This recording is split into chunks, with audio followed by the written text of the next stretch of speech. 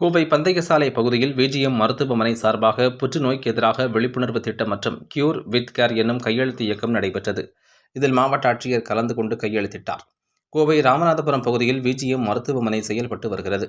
இம்மருத்துவமனை சார்பாக பிப்ரவரி 4 உலக புற்றுநோய் தினத்தை முன்னிட்டு மாபெரும் கையெழுத்து இயக்கம் மற்றும் உறுதிமொழி ஏற்கும் நிகழ்ச்சி பந்தயசாலை பகுதியில் உள்ள தாமஸ் பார்க் நடைபெற்றது.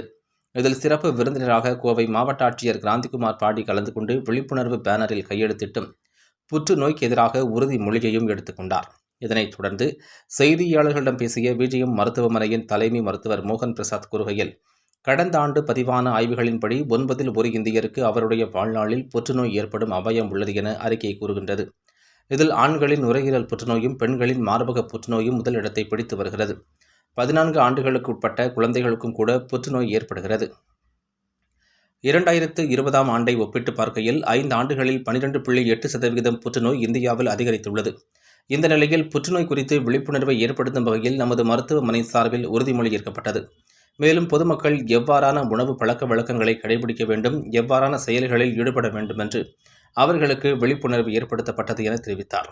இந்த நிகழ்ச்சியில் மருத்துவர்கள் சுமன் பிரசாத், வம்சி, மித்ரா மற்றும் ரோட்டரி கிளப் அமைப்பினர், லயன்ஸ் கிளப் அமைப்பினர், அலையன்ஸ் பிரபாகர் உள்ளிட்ட பலர் கலந்து கொண்டனர் என்பது குறிப்பிடத்தக்கது.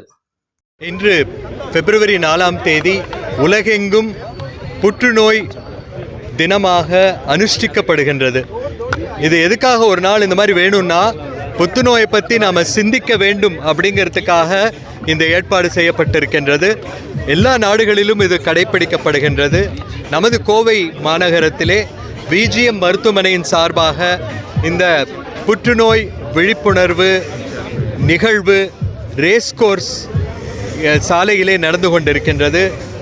நமது மரியாதைக்குரிய மாவட்ட ஆட்சியாளர் அவர்கள் திரு கிராந்திகுமார் பத்தி IAS அவர்கள் துவக்கி இருக்கின்றார்கள். இன்றைக்கி இந்தியாவில் பார்த்தீங்கன்னா புற்றுநோய் அதிகரித்து கொண்டே இருக்கின்றது.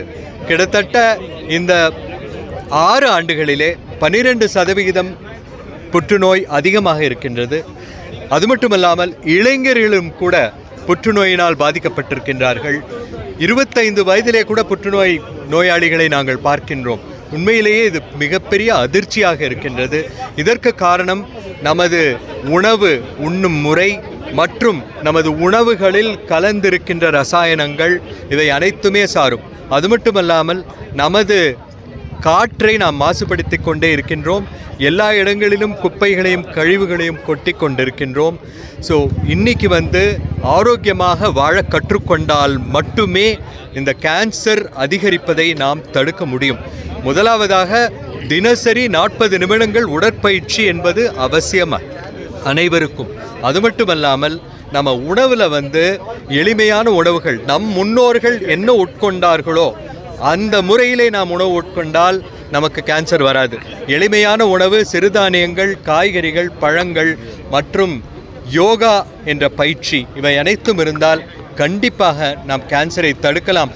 இந்த கருத்து பல 100 1000 மக்களை சென்று சேர வேண்டும். அடுத்த தலைமுறை ஆரோக்கியமானதாக அமைய வேண்டும். நமது குழந்தைகள் கூட இப்பொழுது உடல் பருமன் அதிகரித்து கொண்டே இருக்கின்றது. அதிகரிக்கின்ற உடல் பருமன் மூலமாக 30 வயதிலேயே அவர்களுக்கு லிவர் கேன்சர் வருவதற்கு அபாயம் இருக்கின்றது. ஆகவே குழந்தைகளும் உடற்பயிற்சி மேற்கொள்ள வேண்டும். மற்றபடி அந்த கம்ப்யூட்டர், அந்த ஐபேட் இதிலெல்லாமே அவர்கள் காலத்தை செலவு செய்வதை தவிர்க்க வேண்டும். இந்த கருத்தை அனைவருக்கும் கொண்டு செலுத்துமாறு உங்கள் அனைவரையும் அன்புடன் வேண்டிக் கொள்கின்றேன். இன்றைக்கி நம்முடன் இணைந்து எல்லா சங்கங்களும் இருக்காங்க. ரோட்டரி சங்கங்கள், young Indians, walkers association, round table போன்ற எல்லா சங்கங்களும் சேர்ந்து இந்த நிகழ்வை இங்கே ஏற்பாடு செய்திருக்கின்றார்கள். அவர்கள் அனைவருக்கும் மனமார்ந்த நன்றி. இந்த வீடியோ பார்க்குற ஒவ்வொருவருக்கும் நான் மன்றாடி கேட்டுக்கொள்வது என்னவென்றால், அனைவரிடத்திலும் இதை பகிருங்கள். அப்பொழுதுதான் நமது நாடும் உலகமும் ஒரு ஆரோக்கியமான இடமாக அமையும் என்பதில் ஐயமே இல்லை. நன்றி.